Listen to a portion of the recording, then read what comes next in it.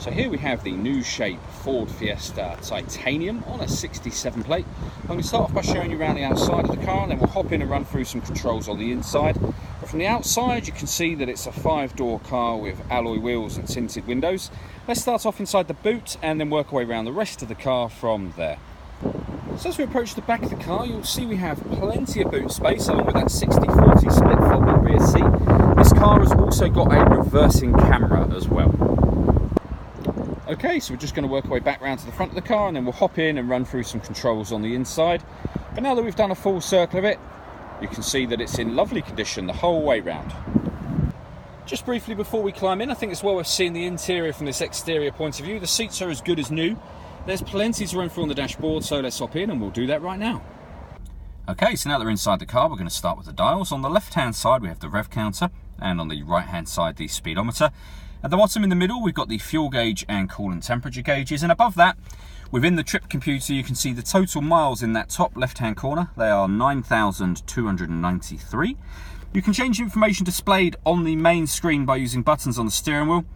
There's various different menus, including satellite navigation, your audio menu, and phone, as well as the trip computer, or you can leave it on a digital readout for the speedometer, as you can see just there. If we back out to the steering wheel now, so starting on the right hand side, we've got the controls for the main trip computer screen just here. Below that we have stereo controls as well as voice activation for the phone. So hit that button, ask it to dial anyone in your contacts list, and it can do that for you without you having to take your phone from your bag or pocket. That is of course once you paired the phone, which is done on the central touchscreen, and we'll come to that in just a moment. On the left hand side we have cruise control and speed limiter and some further stereo controls just there. So the central touchscreen, to add a phone, just hit add device. Search for your vehicle on your device and select it once it is found. And just follow those instructions on the screen. It's very easy to do. When it comes to music in this car, there's plenty of ways to listen to it. If we hit sources up in the top there, you can see we have AM, FM and DAB radio as well as Bluetooth audio. So once that phone is paired, not only can you make and receive phone calls, but you'll be able to stream your music wirelessly as well. If we go back to the main screen, you will also see that this car has got satellite navigation. There's a full video showing the satellite navigation working on our website and on our Facebook page, which is well worth checking out. Working our way down, we've got the volume for the stereo. We then have the climate control at the bottom. So you can adjust the temperature for the car, the fan speed, up and down from there. Hit that button to turn the air conditioning on, or hit auto and the car will maintain that temperature for you by taking control of the fan speed itself. When any of these adjustments not only show here, but they show on the main screen. So that auto button, you can change the level of the blower, as you can see, high, medium, low.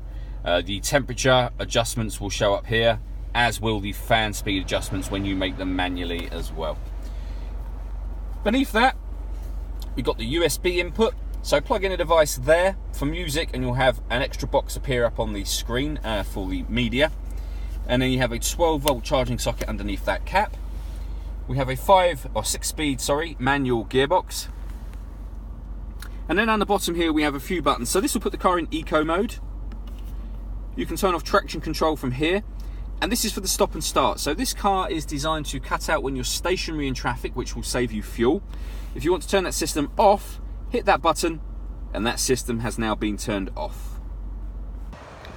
All that leaves me to say is thank you for taking the time to watch this video.